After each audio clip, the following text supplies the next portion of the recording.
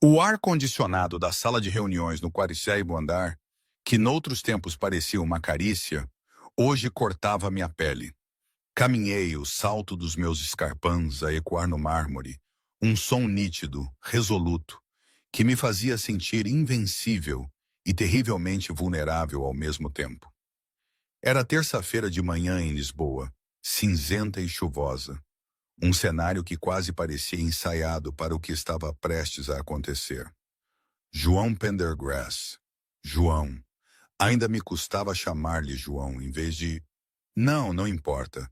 Sentava-se na cabeceira da mesa, uma fortaleza de vidro e aço. Via-o de longe e o meu estômago apertou. As olheiras, o bronzeado falso que se desvanecera para um amarelo doentio. A verdade é que ele parecia um espectro do homem que um dia partilhara os meus sonhos e a minha vida. Dois seguranças, homens que ele próprio contratara, tentaram bloquear-me a entrada. Ridículo. Tive de lhes lembrar, com um tom de voz que não sabia que possuía, que ainda era proprietária de 15% da empresa. Que ironia. Há apenas 3 dias, tinha sentido um arrepio de raiva tão intenso que pensei que poderia incendiar o jardim da Atlântica inteiro. Naquele dia, o cheiro a trufas brancas e a arrogância reinava absoluto.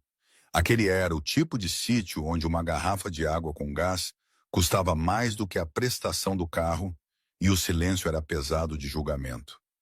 João estava sentado à mesa central, o lugar de poder com vista para o Parque Eduardo VII.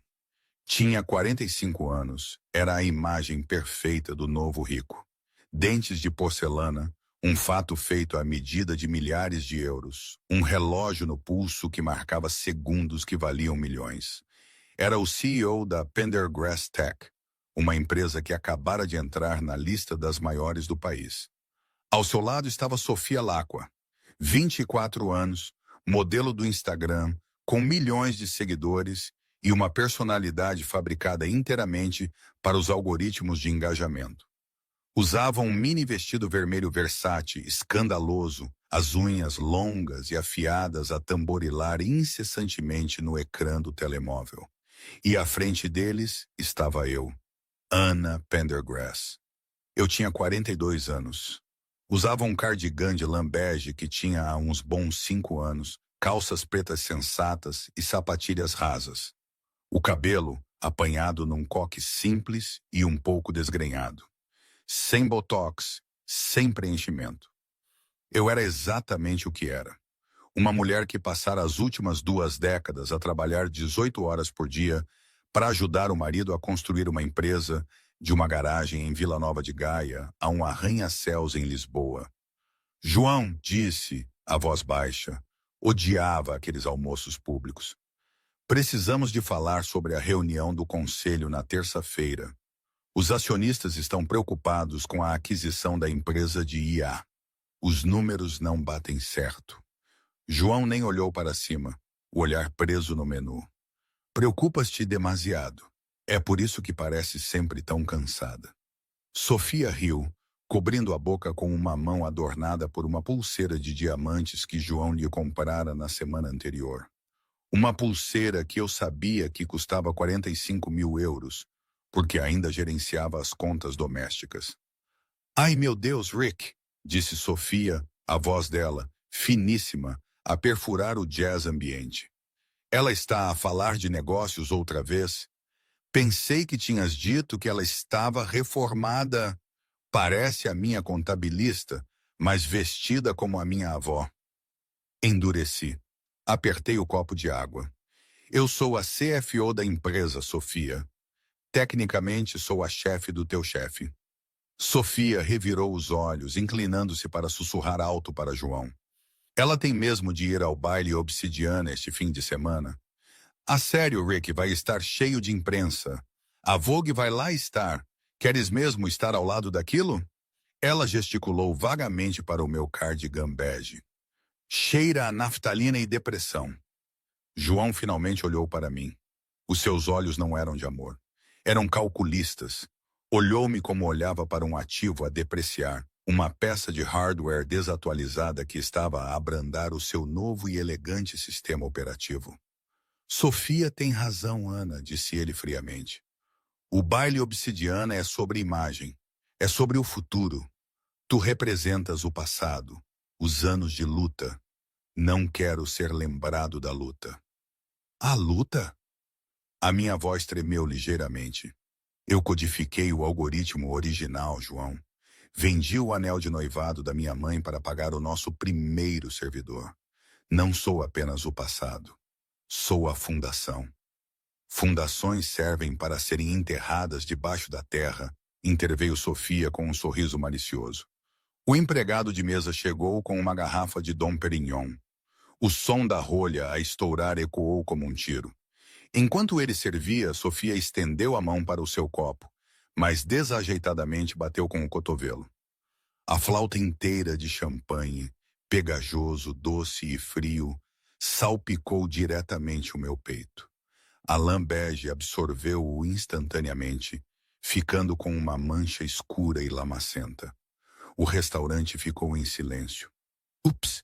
Sofia guinchou, sem qualquer convicção. Não estendeu a mão para um guardanapo. Cobriu uma gargalhada com uma tosse. Foi sem querer, mas honestamente é uma melhoria. Pelo menos agora o conjunto tem alguma cor. Engoli em seco, o líquido frio a infiltrar-se na minha pele. Olhei para João, esperando que ele me defendesse, esperando que o homem que eu amara durante 2 décadas me estendesse um guardanapo, repreendesse a sua amante, mostrasse um pingo de decência.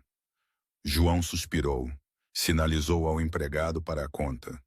Vai te limpar, Ana, disse ele a voz plana. Estás a fazer uma cena. As pessoas estão a olhar.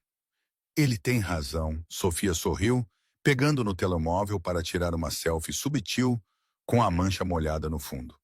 Pareces um cão molhado. Talvez devesses ir para casa. Eu e o Rick temos compras para fazer de qualquer maneira. Precisamos de encontrar uma gravata que combine com o meu vestido para a gala. Levantei-me. Estava a tremer, não do champanhe frio, mas de uma raiva tão pura e incandescente que parecia que ia queimar o restaurante. Olhei para Sofia, depois para João. Pensas que a roupa faz a mulher, João? Sussurrei. Acho que a roupa mostra quem pertence a este mundo e quem não pertence, respondeu João, virando-se de costas para mim. E tu, querida, deixaste de pertencer há muito tempo. Virei-me e saí. Não corri, não chorei. Mas ao passar pelo vidro reflexivo da entrada, vi o meu reflexo. Vi a mancha. Vi os olhos cansados. E pela primeira vez em 20 anos não vi uma parceira. Vi uma idiota, mas João Pendergrass cometera um erro fatal. Assumiu que o meu silêncio era fraqueza. Esqueceu-se que as tempestades mais perigosas começam sempre com uma queda na pressão. O apartamento na Avenida da Liberdade era geralmente o meu santuário, mas naquela noite parecia uma cela. Tinha tomado banho, esfregando o champanhe da pele até esta ficar em carne viva, e vestira um hobby de seda. Sentei-me na sala escura a olhar para o horizonte da cidade. O elevador soou às 23h. João entrou, cheirava a conhaque caro e ao perfume enjoativo da Sofia, Chanel no 5 aplicado com excesso, sem a subtileza que o aroma exigia. Ele não esperava ver-me ali sentada. Soltou a gravata, atirando as chaves para a mesa de mármore italiano de 80.000 euros. Pensei que estarias a dormir, grunhiu. Precisamos de falar sobre a gala, disse acendendo uma única lâmpada. A luz projetava longas sombras no meu rosto. João gemeu, esfregando as têmporas. Ana, esquece. Não vais. Tenho de ir, disse calmamente. Estou no Conselho da Caridade. O meu nome está no convite, João e Ana Pendergrass. João caminhou até ao bar e serviu-se de um uísque de escocês. Bebeu um longo gole antes de se virar para mim. O seu olhar era de pena misturada com aborrecimento, o olhar que se dá a uma criança que não compreende as regras de um jogo. Era sobre isso que queria falar contigo, disse João. Pôs a mão no bolso do casaco e tirou um envelope espesso de cor creme. Atirou-o para a mesa de centro, à minha frente. Caiu com um baque pesado. O que é isto? Perguntei, embora o meu instinto já soubesse. É um acordo pós-nupcial, disse João, e uma estratégia para te afastares. Fitei o envelope. Afastar-me da empresa, do conselho, de nós? João disse, a sua voz ganhando confiança. Olha, Ana, tivemos uma boa fase, mas sejamos realistas. Sou bilionário agora. Estou na capa da Forbes. Preciso de ser visto com energia, com juventude, com estilo. A Sofia entende a marca. Tu ainda estás a cortar cupons na tua cabeça. Eu construí a marca, disse a voz a subir. Eu escrevi o código que deu o primeiro milhão. Eu geri os livros quando quase falimos em 2008. Estás a despedir-me do meu próprio casamento. Estou a oferecer-te um acordo muito generoso, João disse. 50 milhões, a casa no Alentejo. Podes ir para lá, plantar um jardim, ler os teus livros, ficar confortável. Mas a cidade, a gala, a empresa, isso agora é o meu mundo. Tomou outro gole de uísque. A Sofia vai à gala como minha acompanhante. Já informei a comissão para mudar o mapa de lugares. Está feito, Ana. Levantei-me lentamente. Peguei no envelope, não o abri. Apenas o segurei, sentindo o peso de 20 anos de traição comprimidos em papel.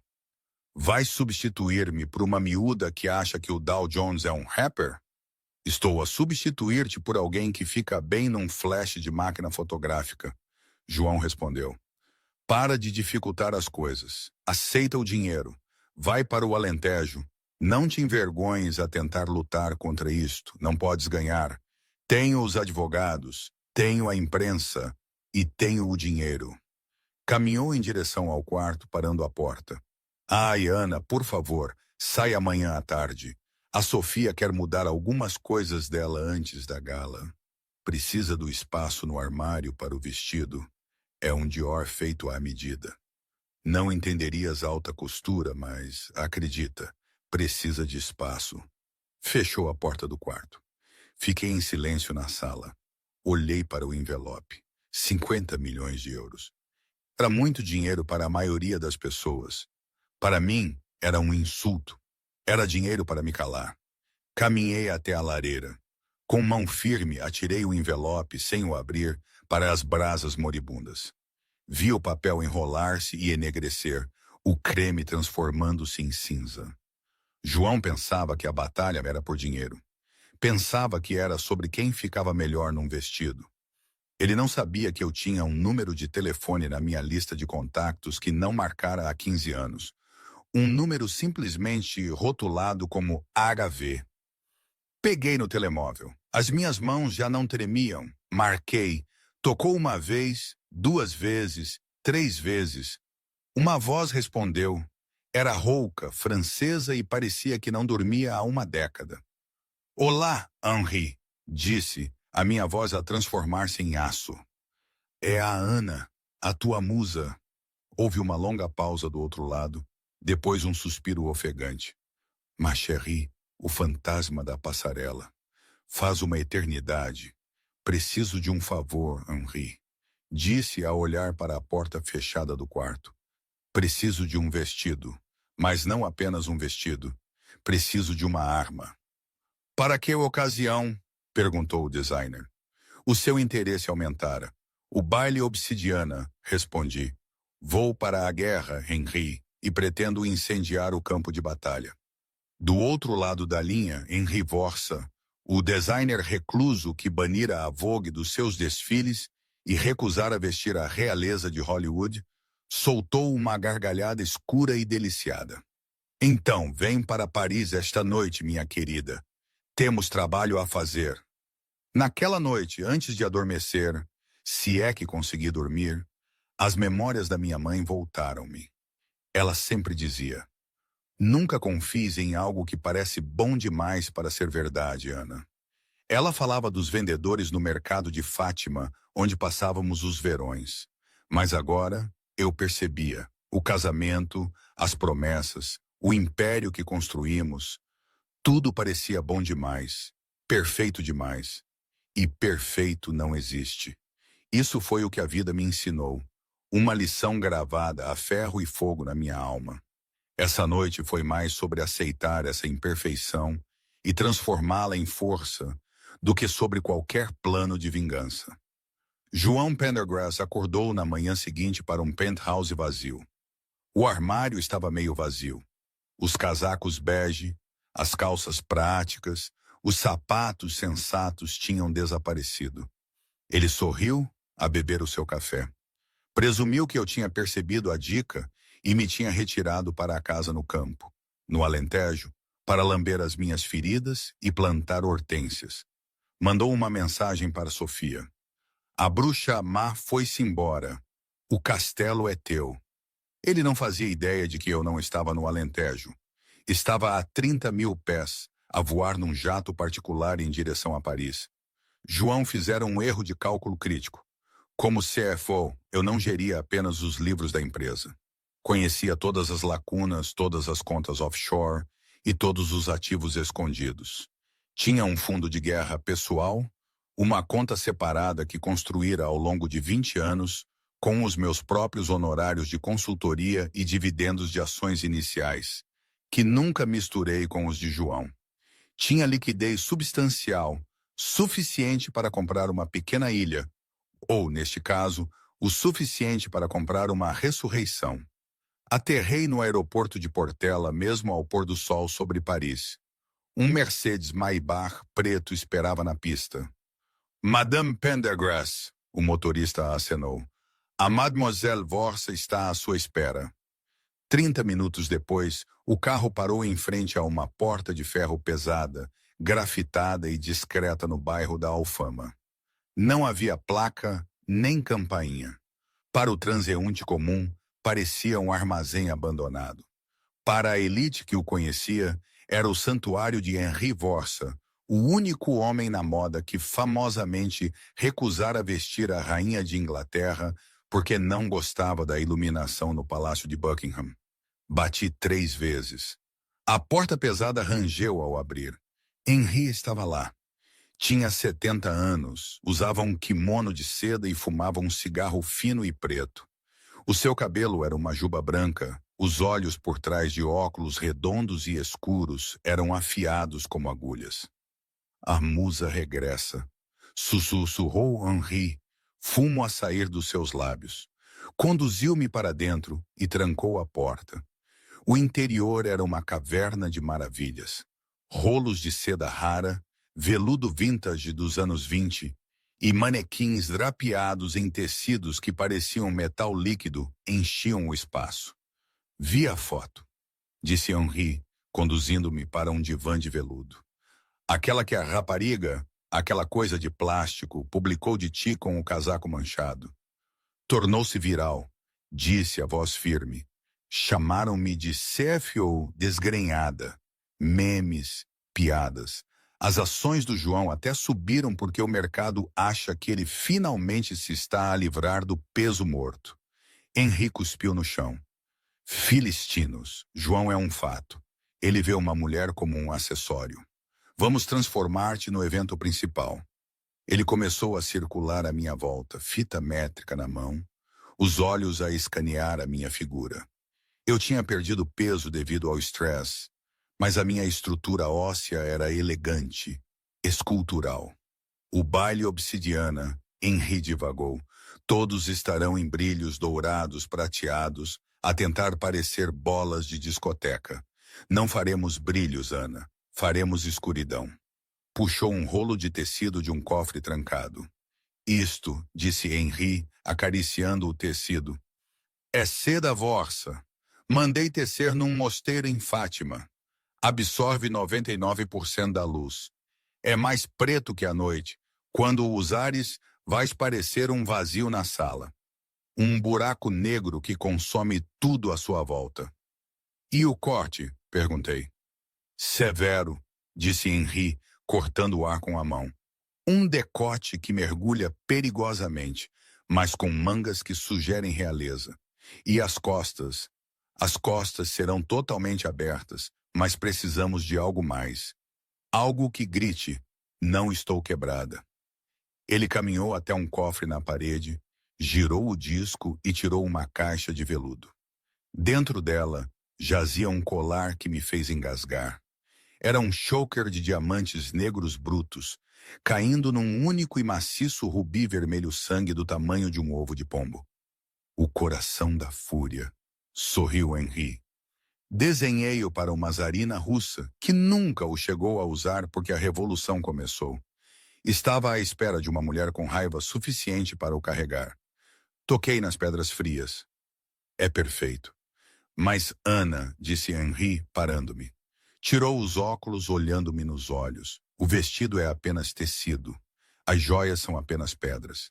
Se entrares naquele baile com a postura de uma vítima, serás apenas uma vítima num vestido bonito.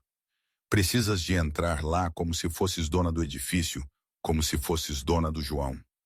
Eu não quero apenas possuí-lo, Henri, disse os meus olhos a refletir o rubi vermelho.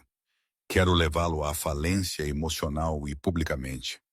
Bom, Henri sorriu. Então temos 48 horas. Levanta-te. Temos de ajustar o corpete. Enquanto Henri fazia a sua magia, eu tinha mais uma chamada a fazer. Um vestido era uma declaração. Mas numa gala da alta sociedade, o estatuto de uma mulher era, infelizmente, muitas vezes medido por quem a acompanhava. Não podia entrar sozinha. Isso pareceria desafio, mas também solidão.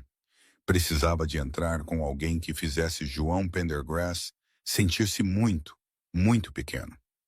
Sentei-me no ateliê, o som das máquinas de costura a zumbir ao fundo, e olhei para o meu telemóvel.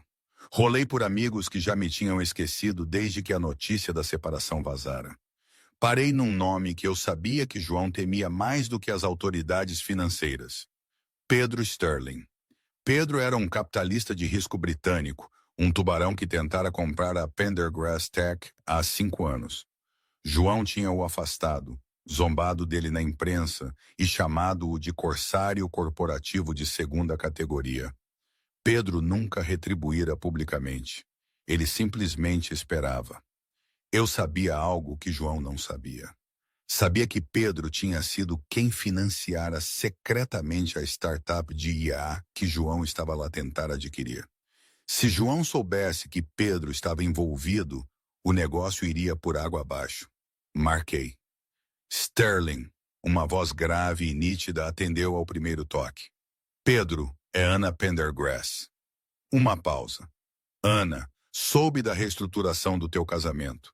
As minhas condolências, ou talvez os parabéns estejam mais na ordem do dia.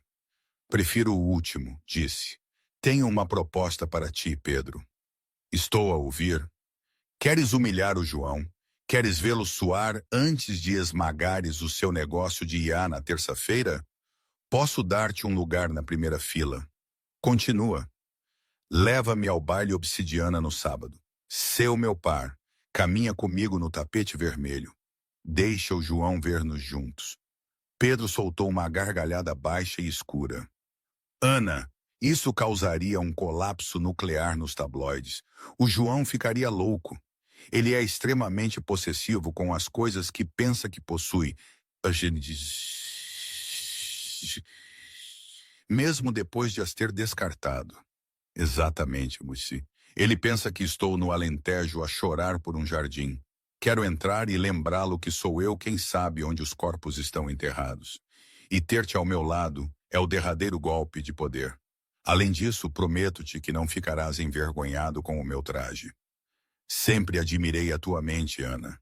Eras a única nessa empresa com um cérebro, disse Pedro. Muito bem. O meu jato vai buscar-te a Paris amanhã de manhã. Chegaremos juntos à gala. Mas, sê avisada, se fizermos isto, declaramos guerra. Já acendi o pavio, Pedro, respondi. Chegou o sábado à noite. O baile Obsidiana foi na Fundação Calouste Gulbenkian. Era o evento da estação. A fila dos paparazzi tinha 3 pessoas de profundidade. Flashes a piscar como luzes estroboscópicas enquanto as limusines depositavam a elite da cidade. Eu não estava lá para ver João chegar. Mas Clara, uma das funcionárias da Gulbenkian que sempre foi simpática comigo e a quem eu ocasionalmente pagava uns extras pelos seus bons olhos e ouvidos, contou-me os detalhes mais tarde. Madame Ana, a entrada do Sr. João foi tudo o que esperávamos. Ele e a Sofia saíram de um Rolls Royce branco. Ele parecia muito presunçoso e ela, a Sofia usava um Dior feito à medida. Era rosa, um rosa chiclete berrante, com penas. Um vestido tecnicamente bonito, sim, mas nela e num evento chamado Obsidiana, parecia desesperado. Gritava: "Olhem para mim." Ela acenava para as câmaras, mandava beijos, verificava os monitores para ver se a apanhavam do lado bom. Os fotógrafos gritavam os nomes deles. Perguntavam sobre o divórcio, sobre os diamantes dela. O senhor João, com aquele sorriso falso, conduziu a Sofia pelas escadas. Ele sentia-se um rei. Tinha a jovem e atraente companhia. Tinha a empresa. Tinha apagado o passado chato e bege, segundo ele.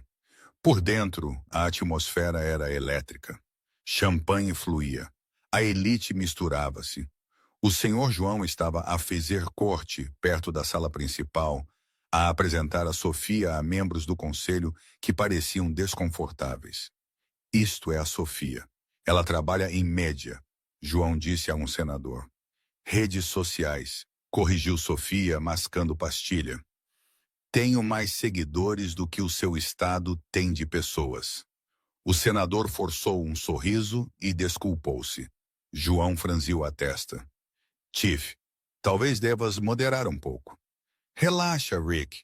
Eles adoram-me", disse ela, virando um copo de champanhe. E foi aí que o ruído na sala mudou. Habitualmente, uma gala é um zumbido constante de conversas, mas o som começou a cair. Começou na entrada e espalhou-se pela sala como uma onda. Silêncio. Silêncio absoluto e atordoado. João virou-se irritado.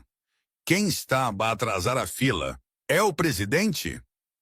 Olhou em direção à enorme entrada da escadaria. No topo das escadas estava um casal. O homem era Pedro Sterling, alto, a usar um smoking azul noite, de corte tão acentuado que parecia poder cortar, parecendo o irmão mais rico e malvado de James Bond. Mas ninguém olhava para Pedro. Olhavam para a mulher ao seu braço. Eu não parecia a Ana que ele conhecia. Parecia uma deusa sombria que tinha emergido das profundezas do oceano para afogá-los a todos. O vestido era de veludo Vanta Black. Absorvia os flashes das câmaras, criando uma silhueta que parecia uma fenda na realidade. Envolvia o meu corpo como uma segunda pele, mostrando uma figura que João ignorara durante anos, curvas esculpidas pelo Pilates. Ele nem sabia que eu fazia. Uma cintura perfeitamente marcada. O decote mergulhava profundamente, revelando pele que brilhava com um cuidado luminoso e caro. E à volta do meu pescoço estava o coração da fúria. Os diamantes negros cintilavam sombriamente, e o rubi maciço repousava na concavidade da minha garganta, como uma gota de sangue fresco. O meu cabelo já não estava num coque desarrumado. Estava liso, reto e repartido ao meio, caindo pelas minhas costas como uma folha de obsidiana. A minha maquilhagem era feroz, um olho esfumado que me fazia parecer perigosa, e lábios pintados de um carmesim mate profundo. Não sorri, não acenei. Apenas coloquei a minha mão no braço de Pedro e comecei a descer as escadas. Clique, clique, clique. Depois a explosão. Os fotógrafos enlouqueceram. Os flashes eram tão intensos que cegavam. Ana, aqui! Quem está a usar? É Pedro Sterling! Olhem para o colar!" Sofia Lacqua deixou cair o copo de champanhe. Partiu-se no chão, salpicando líquido rosa nos seus próprios sapatos emplumados. Ninguém sequer olhou para ela. João sentiu o seu sangue gelar. Não conseguia mover-se. Fitava em sua esposa, a sua ex-esposa, e o seu cérebro não conseguia processar a imagem. Esta era a mulher que ele chamara de desgrenhada. Esta era a mulher a quem ele dissera para ir cortar cupons. Ela parecia majestosa, parecia aterrorizante, parecia cara. Cheguei ao fundo das escadas. Analisei a sala, os meus olhos fixos nos de João. Não desviei o olhar, não recuei. Pedro inclinou-se e sussurrou-me ao ouvido, fazendo-me soltar uma gargalhada rara e genuína que ecoou pelo salão silencioso. Era uma gargalhada de liberdade. Pronta para dizer olá? Perguntou Pedro. Vamos, disse. Caminhamos diretamente em direção a João e Sofia. A multidão abriu-se como um mar vermelho. João tentou recompor-se. Endireitou a gravata, mas as suas mãos suavam. Ana, João engasgou enquanto eu me aproximava. O quê? O que estás a fazer aqui? Parei. Olhei para Sofia, analisando o vestido rosa emplumado de cima a baixo com uma expressão de leve divertimento. Olá, João, disse a minha voz suave como veludo. Sofia, lindas penas. Muito Rua Sésamo. Sofia abriu a boca para retorquir, mas as palavras morreram na sua garganta. Olhou para o meu rubi, depois para a sua pulseira de diamantes. De repente, as suas joias pareciam brinquedos de caixa de cereais. E Pedro, João cuspiu, olhando para o britânico. Não sabia que vocês se conheciam. Conhecemos-nos de longa data, Pedro sorriu, os olhos frios. Ana estava a contar-me sobre a aquisição de IA. Números fascinantes. Temos muito a discutir. João empalideceu. Isso é negócio confidencial da empresa. Já não, disse suavemente. Eu sou acionista, João, uma das principais, e tenho preocupações com a gestão. Dei um passo em direção a João, invadindo o seu espaço pessoal. Cheirava a um perfume personalizado que Henri me dera. Rosa escura, couro e fumo. Disseste-me para me limpar, João. Sussurrei alto o suficiente para os repórteres próximos ouvirem. Eu limpei. Esfreguei 180 quilos de peso morto e sinto-me muito mais leve. João ficou congelado, a boca ligeiramente aberta. Sorri, virei-lhe as costas e afastei-me com Pedro, a cauda do meu vestido preto varrendo o local onde Sofia tinha derramado a bebida, limpando-o. As câmaras voltaram a piscar, e João soube naquele momento que a foto da primeira página de amanhã não seria dele e do seu novo brinquedo. Seria da rainha que ele tinha tolamente tentado destronar. Mas a noite estava apenas a começar. Eu não tinha vindo apenas para parecer bem. Tinha vindo para largar uma bomba e segurava o detonador na minha clutch. O jantar dentro da Gulbenkian foi uma obra-prima de guerra psicológica. O mapa de lugares que João arrogantemente reorganizara para se colocar a si e a Sofia na mesa principal tinha sido misteriosamente alterado novamente. Pedro e eu estávamos sentados diretamente em frente a eles. Cada vez que João levantava o olhar do seu prato de vieiras, era confrontado com a visão da sua ex-mulher, radiante, sombria, e a rir de algo que Pedro sussurrava. O rubi coração da fúria na minha garganta parecia pulsar sob as luzes do museu, um lembrete constante do sangue que ele tinha tirado do nosso casamento. Sofia estava a desmoronar-se. Esperava ser a estrela do baile. Em vez disso, estava a ser tratada como mobília invisível. As editoras da Vogue e da Harper's Bazaar tinham passado pelas suas penas rosas para me perguntar sobre a silhueta Vorsa. Por que é que me estão a ignorar? Sofia sibilou, espetando uma vieira. Tenho 3 milhões de seguidores. Ela tem um cartão de biblioteca. Baixa a voz, João replicou, bebendo o terceiro copo de vinho. Estava a suar. Reparei que os outros convidados à mesa, CEOs de empresas tecnológicas rivais, um senador e magnatas do petróleo, ouviam-me atentamente. O mercado está a mudar, eu dizia, a voz clara e autoritária. A tecnologia já não é sobre hardware, é sobre gestão ética de dados. Se a liderança de uma empresa estiver comprometida, o algoritmo apodrece de dentro para fora. Fiz contato visual com João enquanto dizia comprometida. O CEO da Omnicorp, um homem que João tentava aliciar há meses, assentiu gravemente. Tens razão, Ana. A estabilidade na cúpula é crucial. A volatilidade é um fator de risco. Ele lançou um olhar a Sofia, que estava a verificar os dentes num espelho compacto. João não aguentou mais. Levantou-se abruptamente. Preciso de um pouco de ar. Caminhou em direção ao terraço com vista para o Parque Eduardo VII. Precisava de se recompor, precisava de se lembrar que ele era o bilionário. Ele era o gênio. E eu era apenas uma ex-mulher descontente. Ele não ouviu o suave clique dos saltos atrás dele. A fugir tão cedo, João girou. Eu estava na entrada, o vento a apanhar a seda do meu vestido. Parecia uma nêmesis de um filme no ar.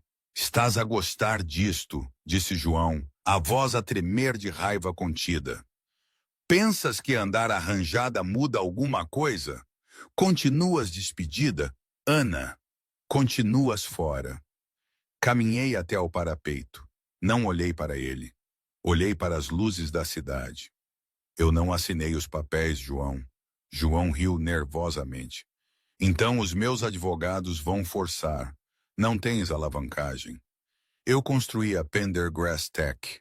Tu construíste a casca, corrigi, virando-me para ele. Eu construí o motor e sei onde o motor tem fugas. Dei um passo mais perto. Eu sei sobre o projeto Janus, João. A cor esvaiu-se do rosto de João tão depressa que ele parecia um cadáver. Não sei do que estás a falar. Projeto Janus, repeti, saboreando as palavras. A empresa de fachada offshore, no Panamá, onde andavas a esconder a dívida do lançamento falhado do microchip do ano passado. Moveste perdas corporativas para uma entidade privada para manter o preço das ações artificialmente alto antes da fusão de IA. Isso é fraude de valores mobiliários, João. Isso são 15 anos numa prisão federal. João agarrou o parapeito de pedra. Não farias isso. Se as ações caírem, perdes metade do teu acordo. Eu não quero o acordo, disse os meus olhos frios e duros. Quero a verdade e estou disposta a queimar a minha metade da fortuna para garantir que tu não ficas com a tua. Nesse momento, a porta do terraço abriu-se bruscamente. Sofia cambaleou para fora, segurando um copo de champanhe fresco, parecendo instável. Estás aí, Rick, disse ela, um pouco arrastado. Estão a servir a sobremesa. É chocolate. Anda, para de falar com a empregada. Ela riu-se da sua própria piada. Percebes? Porque ela costumava limpar as tuas bagunças. Olhei para Sofia pela primeira vez. A minha expressão suavizou-se, não em bondade, mas em pena. Ele não se vai casar contigo, Sofia, disse baixinho. Cala a boca, Sofia respondeu. Ele ama-me. Sou a musa dele. Tu és a distração dele, disse. E distrações caras são as primeiras a ir quando o orçamento aperta.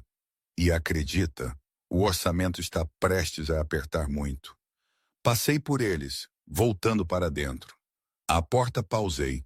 Aproveita o chocolate, João. É a última coisa doce que vais provar durante muito tempo. Vemo-nos na reunião do conselho na terça-feira.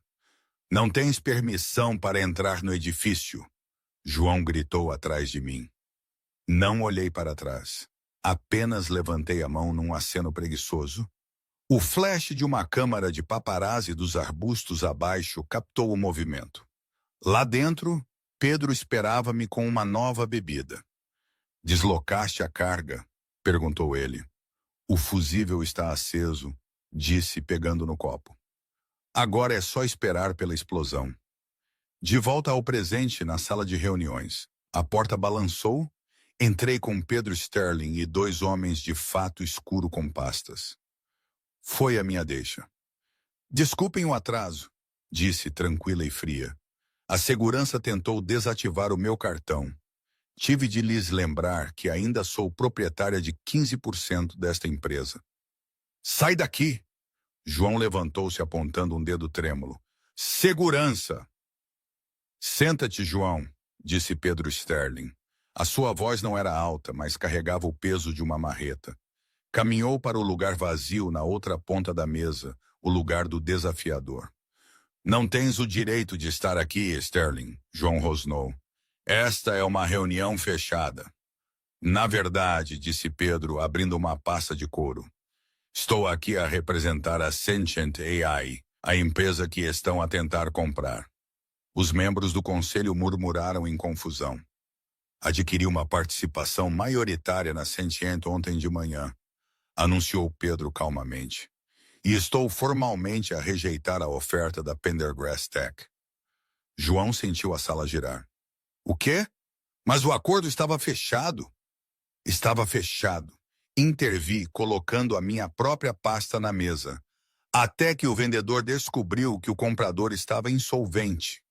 Insolvente? Perguntou Marcos, um membro sênior do conselho, olhando para João. João, do que é que ela está a falar? Abri a minha pasta. Não tirei alguns papéis. Tirei uma pilha espessa de documentos atados com fita vermelha. Isto, disse, deslizando a pilha pela mesa até Marcos, é uma auditoria forense dos gastos discricionários do CEO nos últimos 18 meses. Comecei a circular pela mesa, narrando enquanto os membros do conselho folheavam as páginas. Página 4, disse. $150 mil rotulados como honorários de consultoria de marketing pagos a uma Telaqua LLC. Sofia Laqua. João, a Sofia tem alguma licenciatura em marketing de que eu não esteja ciente? Ou é o custo da pulseira que ela usava no sábado?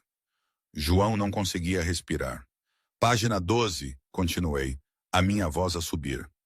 Voos fretados para Milão, Paris e Maldivas, listados como aquisição de clientes. A lista de passageiros inclui apenas 2 nomes, João Pendergrass e Sofia Laqua.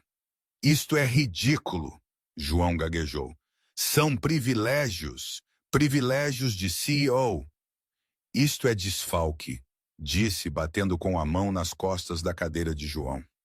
Ele estremeceu. Mas isso são batatas pequenas, João. O verdadeiro crime está na página 50. A sala ficou em silêncio mortal. Marcos virou para a página 50. Projeto Janus, sussurrou.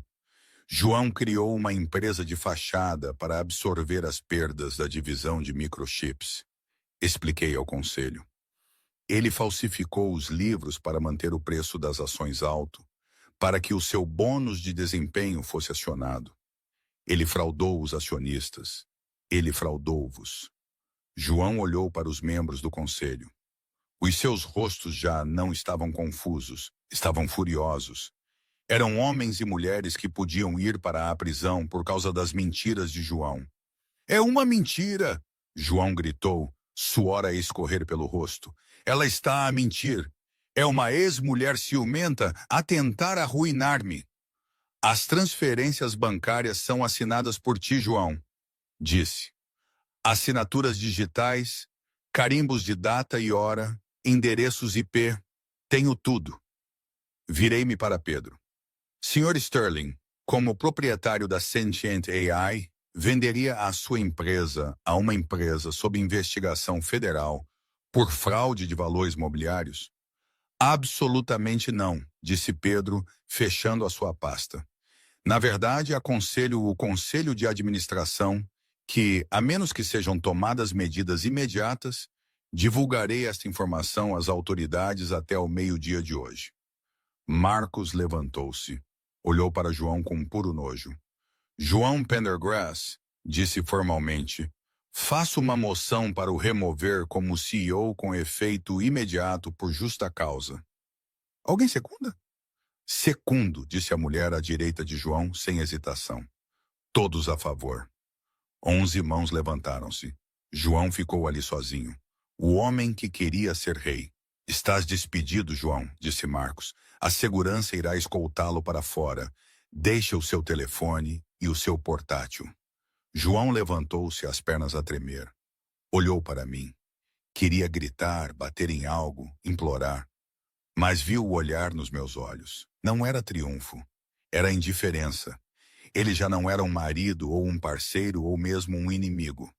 Era apenas um mau investimento que eu finalmente liquidara. Arruinaste tudo, João sussurrou. Não, João, disse alisando a lapela do meu fato branco. Eu só equilibrei os livros. 2 guardas de segurança, homens que João tinha contratado, avançaram. Por aqui, Sr. Pendergrass. Enquanto João era conduzido para fora da sala de vidro, viu Sofia Lacqua de pé no lobby segurando um saco de compras. Ela viu-o ladeado por guardas com um ar destruído. Ela não correu para ele. Verificou o telemóvel, virou-se e caminhou em direção à saída. As portas fecharam-se. A sala de reuniões ficou em silêncio. Então, disse, tomando lugar à cabeceira da mesa, agora que o lixo foi levado, vamos discutir a reestruturação desta empresa? Pedro sorriu da outra ponta da mesa. Acredito que a Sentient AI estaria muito interessada numa fusão, desde que o novo CEO seja alguém em quem confio. Acho que isso pode ser arranjado. Sorri. A calçada em frente à Pendergrass Tech estava fria. Ainda chovia. João estava debaixo da marquise, segurando uma caixa de cartão que continha um agrafador, uma moldura virada para baixo e um bonsai morto. Tirou o telemóvel para pedir um carro. A aplicação carregou, depois mostrou uma notificação vermelha. Método de pagamento recusado. Ele fitou o ecrã. Tentou o seu cartão corporativo.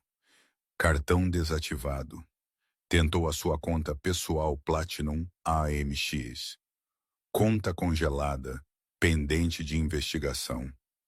Um salto alto cor-de-rosa brilhante entrou no seu campo de visão.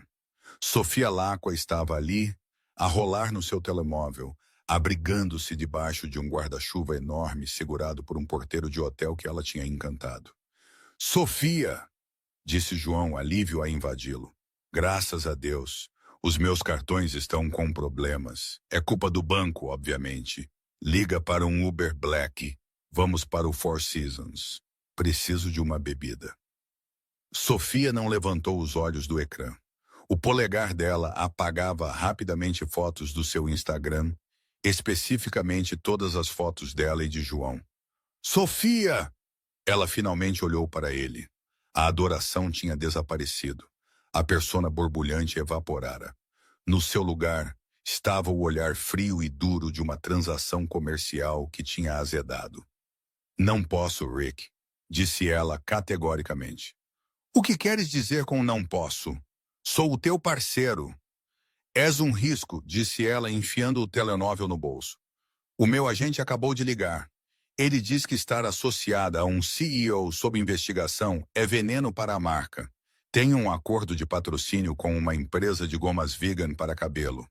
Rick, não posso arriscar isso por um tipo que nem consegue pagar um táxi. Eu fiz-te, João gritou, a voz a falhar. Comprei-te esse vestido, essa pulseira. Sofia olhou para a pulseira de diamantes. Encolheu os ombros, desenganchou-a e deixou-a cair na caixa de cartão dele. Fica com ela. É falsa de qualquer maneira. Avaliei-a ontem. És tacanho, Rick. Esse é o teu problema. Querias uma vida de champanhe com um orçamento de cerveja e usaste toda a gente para o conseguir. Um SUV preto parou. Não para João, mas para Sofia. Ela abriu a porta. Onde vais? João perguntou, a voz pequena. Dubai, disse ela. Conheci um barão do petróleo nas DMs enquanto estavas a ser despedido. Ele odeia tecnologia. Adora apenas. Ela bateu a porta. O SUV acelerou, salpicando água lamacada nas calças do fato feito à medida de João. 6 meses depois, o rebranding da Pendergrass Tech era o estudo de caso empresarial da década. O nome Pendergrass foi removido do edifício nas 48 horas seguintes à reunião do conselho. A empresa chamava-se agora simplesmente Foundry Systems. Simbolizava um retorno à construção de coisas duradouras. Eu estava sentada no gabinete de CEO. Parecia diferente. O vidro e cromo estéreis e intimidantes que João adorava tinham desaparecido. A sala estava agora preenchida com madeira quente arte e luz. Estava a rever o relatório de lucros do terceiro trimestre. As receitas tinham aumentado 18%. A fusão com a Sentient AI criara uma força imparável que dominava o mercado, mas fazia-o com uma transparência que recuperara a confiança de Wall Street. Bateram à porta. Pedro Sterling entrou. Hoje não usava smoking, mas ainda parecia despretensiosamente caro num camisola de carvão e jeans. "Estás a trabalhar até tarde, Madame CEO", disse, colocando 2 cafés na minha secretária. Velhos hábitos.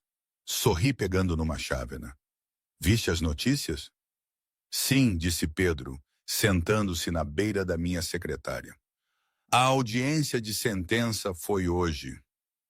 Assenti lentamente. Olhei pela janela para o horizonte de Lisboa. João declarara-se culpado de 3 acusações de fraude de valores mobiliários e desfalque. Em troca de uma sentença mais leve, liquidara todos os seus ativos para pagar aos acionistas. O penthouse foi vendido. Os carros foram leiloados. A casa do Alentejo desaparecera.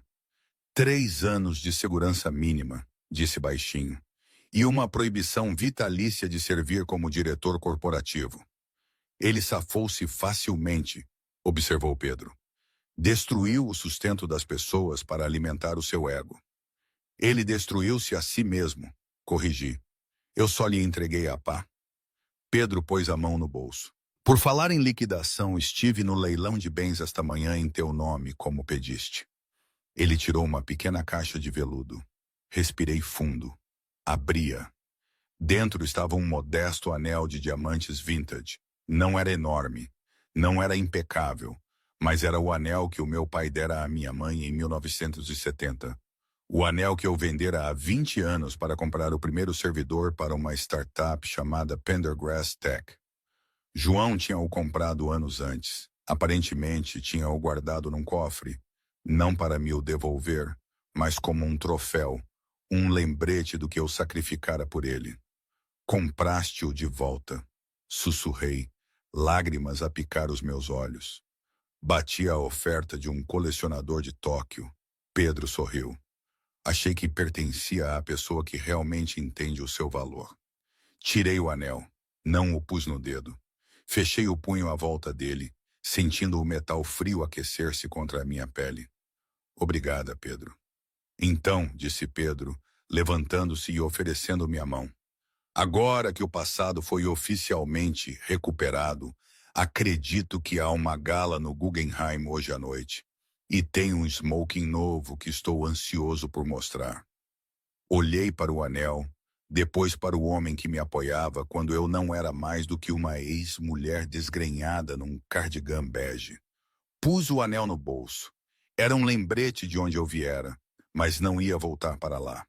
"Dá-me 10 minutos", disse, os meus olhos a brilhar com um fogo renovado. Tenho um vestido de Henri Vorsa que guardava para uma volta de vitória. João Pendergrass sentava-se na beira de um beliche estreito numa prisão federal em Nova York. O uniforme era áspero. A comida era terrível. Havia uma pequena televisão na sala comum. Dava as notícias da noite. E nas notícias de negócios, a Foundry Systems, liderada pela CEO Anna Pendergrass, acabara de anunciar uma partilha de lucros recorde para todos os funcionários. As ações atingiram o máximo histórico hoje. A tela cortou para um clipe meu. Saía do Guggenheim radiante, a rir de algo que Pedro Sterling dizia. Parecia mais jovem do que nos últimos 10 anos. Parecia livre. Um colega de cela, um miúdo preso por hacking, cutucou João. "Ei, velhote, essa não é a sua ex-mulher?" João olhou para o ecrã. Olhou para a mulher a quem chamara empregada. A mulher que ele descartara por um toque de cor e um momento de vaidade. "Sim", sussurrou João, desviando-se do ecrã para olhar para a parede de betão. "Essa era a minha mulher. Parece 1 milhão de euros." O miúdo riu. "Deve ter se metido em grandes sarilhos." João fechou os olhos. O silêncio da cela era ensurdecedor. "Sim", disse João na escuridão. "Meti-me mesmo." E hoje, não sei. Às vezes penso que foi a melhor coisa que me podia ter acontecido. Outras vezes penso que cometi um erro. Provavelmente ambos. É assim a vida, não é? Nada é definitivo. Nada é perfeito. Mas é a minha vida. Não peguei nos 50 milhões e fui para o Alentejo. Não podia. Não era sobre dinheiro, não era sobre ser certa ou ser errada. Era sobre verdade e dignidade.